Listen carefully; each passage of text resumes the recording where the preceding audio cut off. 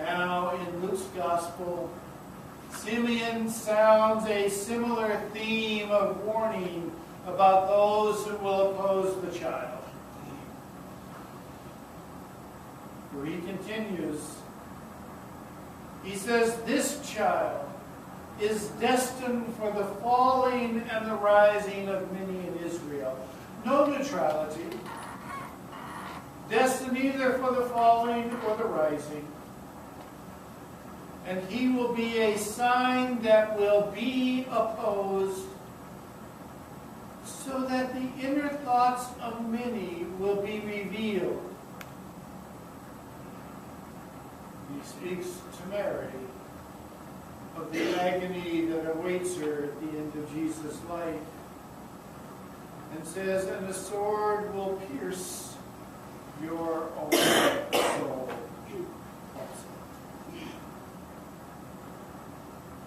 This half of Simeon's oracle, in addition to sounding the theme of difficult days ahead, it also in some ways is an editorial, a note on how we should read the book Luke Acts.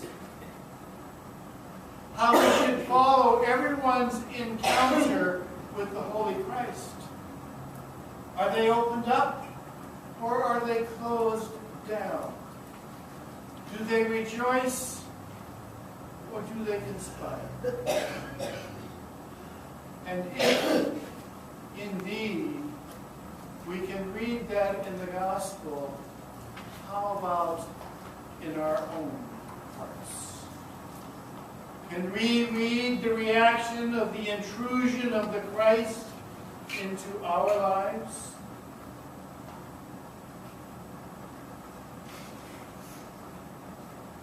Matthew says that the Christ comes to us, and all who are thirsty, or hungry, or naked, or sick, or imprisoned. Christ comes to us in the person who is asking something of us. And how do we respond? Are our hearts opened and we rejoice at the opportunity to serve the Holy One? Or do we turn around and close down and present a hardened heart? There is no neutral encounter with the Holy One of Israel. Luke says that the inner thoughts of your hearts will be revealed.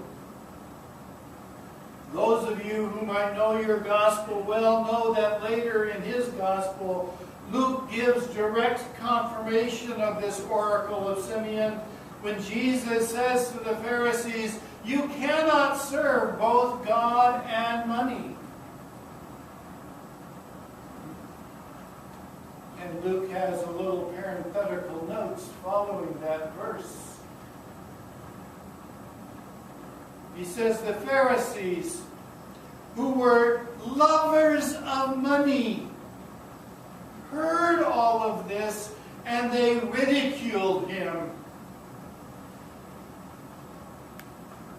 And so Jesus said to them, "You are those who justify yourselves in the sight of others, but God knows your hearts. There is no neutral encounter with the Holy One."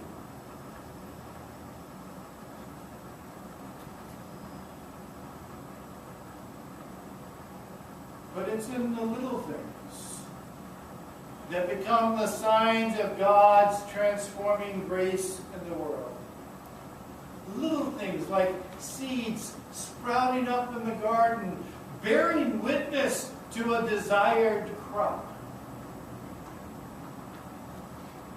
One might well read Mark's parable of the sower in the light of this.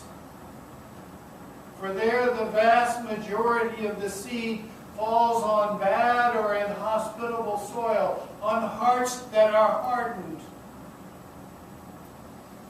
And only a few of the seeds fall on good soil.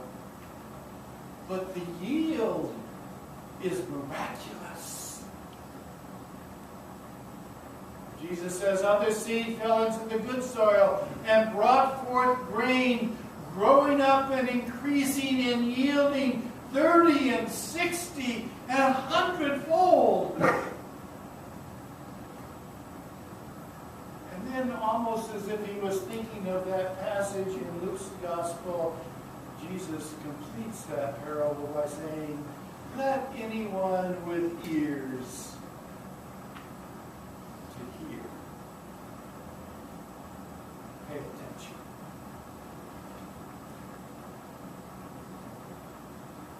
Let anyone with ears listen. It's the small things. A couple of elderly prophets seeing in an infant baby the hope and the future in the birth of this child. The readings today articulate big conclusions that have grown from events barely discernible or distinguishable from the events of everyday life. The gospel testifies that it is to the small, concrete actions on the part of Jesus. He heals a leper. He eats with the tax collector.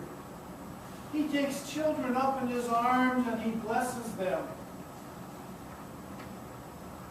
And like Simeon and Anna, who have just a moment with the baby, we glimpse these moments in Jesus' life and we see in them the beginning of a whole new world where the sick are healed and included, where tax collectors are included, where children are blessed. A whole new world. In Jesus, we see one who embodies God's praise as the whole creation is called to do. How? Not in some huge, complicated action. And certainly not in buildings and pews and offering plates. But rather, God's praise is given when the hungry are fed, the sick and the imprisoned are visited, the stranger and the outcast are welcomed into community, the naked are clothed, and the distraught are embraced with love and compassion. Not big, undoable things. Simple, small, everyday acts of love and compassion and kindness, barely distinguishable from any of the other everyday acts of life. Yet it is in those seeds, it is in those actions, it is in those selfless gifts of love that the reign of God breaks in upon us. And you and I are transformed into a new creation. And if Christ is in us, then we are a new creation. And we are the seeds of the transformation that awaits this whole world. John says, that's that little everyday action of a simple hug.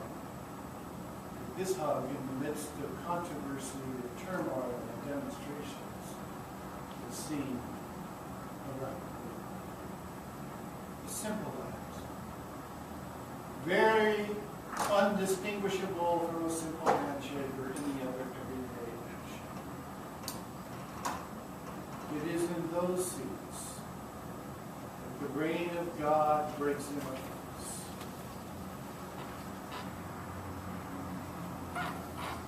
John says in his prologue, to all who received him, who believed in his name, he gave power to become the children of God, who were born not of blood, or of the will of the flesh, or of the will of man, but of God. Brothers and sisters, sons and daughters, we are children of God. You are the salt of the earth. And you are the light of the world. Simple, small, everyday things. Jesus says, truly I tell you, if you have the faith the size of a mustard seed, you will say to this mountain, move from here to there, and it will move. And nothing will be impossible for you. The light that is kindled in you and in me when we are encountered by the Holy Christ, that light shines in the darkness. And the darkness did not overcome it.